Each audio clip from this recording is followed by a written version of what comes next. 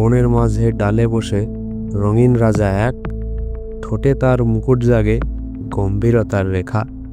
পাহাড় জঙ্গলে গাছের গায়ে খোঁজে সে বাসা, এক জোড়া জীবনসঙ্গী প্রেমে বাঁধা আশা। সে শুধু পাখি নয়, বনকে বাঁচিয়ে রাখে, ফল খায়, বীজ ছড়ায়, গাছের প্রাণ জাগায়। আর এখন সে হারিয়ে যাচ্ছে ধীরে নিঃশব্দে। আজকের পর্বে জানব রাজধনেশের রাজত্বের গল্প, তার বিপদের কথা।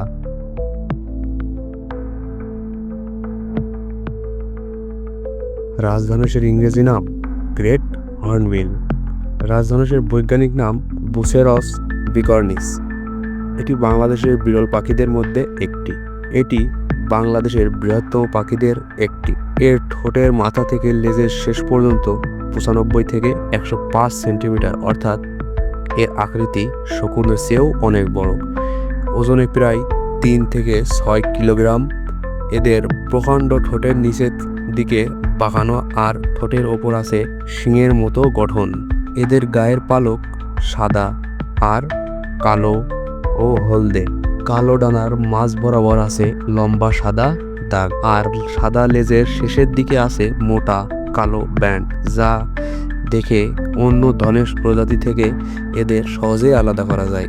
স্ত্রী পাখির বর্মে কালো রং নেই বললেই চলে। চোখের তারা সাদা এবং চারপাশের চামড়া লাল। আমাদের বনে উড়ে বেড়ানো এমন দ্বিতীয় প্রজাতি নেই, যা জঙ্গলে খুবই আকর্ষণীয়। রাজধনেশ মূলত চিরসবুজ পাহাড়ি বনভূমিতে বাস করতে পছন্দ করে, যেমন পার্বত্য চট্টগ্রাম।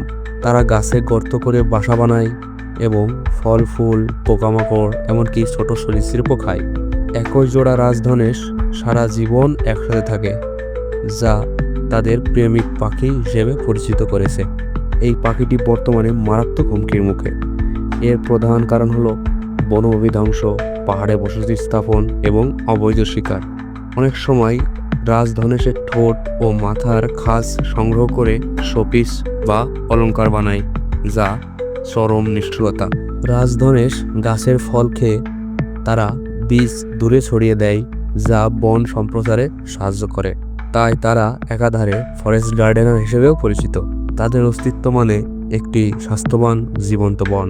রাজধনেশ আমাদের দেশের গর্ব, কিন্তু আজ তাদের অস্তিত্ব বিপন্ন।